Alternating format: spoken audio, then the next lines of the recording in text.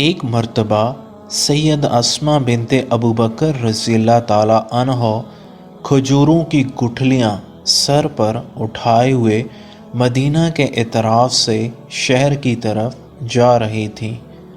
اللہ کے رسول صلی اللہ علیہ وآلہ وسلم اونٹنی پر سوار وہاں سے گزر رہے تھے، اور ان کی سالی بھی تھیں اور پھپھی زاد بھائی زبیر بن عوام رضی اللہ تعالی عنہ کی بیوی بھی۔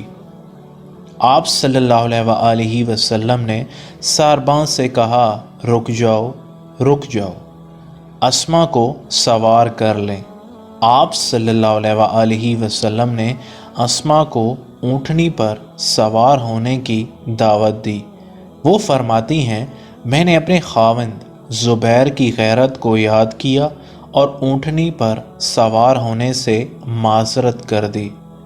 سوال یہ پیدا ہوتا ہے کہ سیدہ اسما رضی اللہ تعالی عنہا نے اونٹنی پر بیٹھنے سے انکار کیوں کیا؟ اللہ کے رسول صلی اللہ علیہ وآلہ وسلم کے ساتھ سواری پر بیٹھنے سے انکار؟ وہ مقدس اور پاک باز ہستی، طاہر، مطہر، معصوم نبی کریم صلی اللہ علیہ وآلہ وسلم، کیا خاوند ناراض ہوتا؟ ہرگز نہیں، یہ کیسے ممکن ہے؟ مگر دراصل یہ سیدہ اسما رضی اللہ تعالی عنہا کی غایت درجے کی خاوند کی فرما برداری اور اس کے جذبات کا احترام تھا کہ اللہ کے رسول صلی اللہ علیہ وآلہ وسلم کے ساتھ بھی سواری پر بیٹھنے سے معذرت کر دی۔ کچھ عرصے بعد ان کے والد محترم ابو بکر صدیق رضی اللہ تعالی عنہ نے ان کو گھوڑا اور اس کی نگہداشت کے لیے خادم عطا کیا۔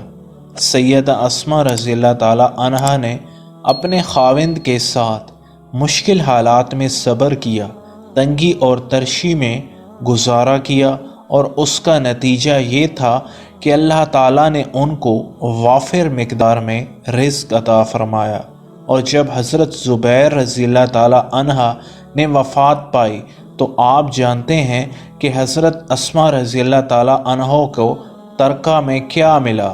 وہ عورت جو کھجوروں کی گٹھلیاں اکٹھی کر کے لایا کرتی تھیں، اسے 52 لاکھ درہم ترکہ میں ملے، اور یہ حضرت زبیر رضی اللہ تعالی عنہ نے حرام کی کمائی سے یہ لوگوں کا مال چھین کر جمع نہیں کیے، اور نہ لوگوں کی قربت رسول اور ہماری رسول ہونے کا وسیلہ دے کر اکٹھے کیے، بلکہ انہوں نے تجارت کی اور حلال ذرائع سے مال اکٹھا کیا۔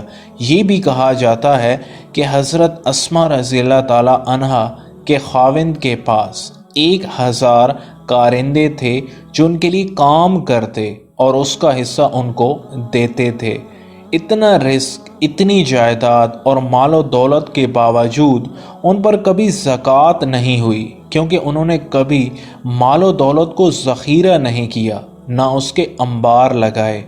حضرت اسما رضی اللہ تعالی عنہا کے پاس جب کچھ نہ تھا، فکر و فاقہ تھا، تو وہ اس حال میں گھبرائی نہیں اور وویلا نہیں کیا، اور مال و دولت آئی تو اس پر فخر و غرور کا اظہار نہیں کیا، اور ساری زندگی خیر کے کاموں میں، لوگوں پر احسان کرنے میں اور نیکی کرنے میں گزاری۔